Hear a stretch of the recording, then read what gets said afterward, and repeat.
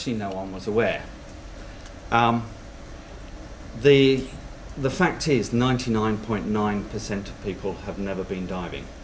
They have never seen the bottom 2/3 of the planet. And you look at that statistic and you realise, well, it's no wonder people aren't engaged with the oceans and people aren't engaged with the science. There's a massive gulf between awareness, public awareness, and scientific understanding.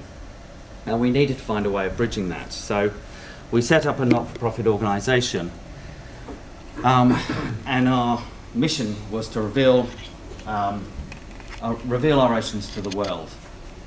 Now, the advertising man in me came out at this point, because if the issue is our oceans are out of sight and out of mind, it's an advertising problem. And all you need to do is reveal the oceans, and then hopefully people will take care of it themselves, because if they love the oceans, then with the new sort of changing society that we've got, where people are coming together globally with a lot of power that suddenly influences all the policymakers, it can solve itself. So we decided that's what we do.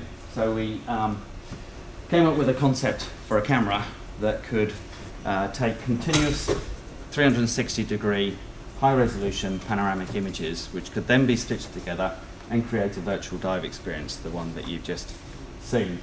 And this is the camera, which was finished all of 2 weeks ago and delivered for our first expedition, which is just coming back into port as we speak. They've been carrying out surveys up the Great Barrier Reef. We're visiting 20 different reefs over the next 3 months. And they're carrying out 3 2-kilometre surveys a day. So we're doing 9 surveys at each reef location. And the idea is to collect a visual record, which can then be analysed using image recognition software to produce an incredible database and a record of our reef, so we can monitor change over time. And do it on such a broad scale that we can try to work out what's going on. And this is an image that the camera takes. So this is a full 360 image, which shows the reef at a moment in time.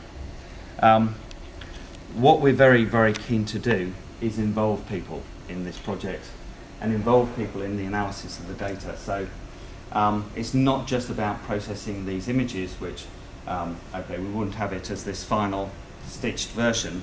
It's the raw data that we process with the image recognition software that we're working with scripts on. But having people being able to look into the data themselves and analyse that data to involve them in the project is going to be critical. And I'll come on to that in a bit more detail. So we have about 3 minutes. Okay, no problem. Can we go over? Do we go to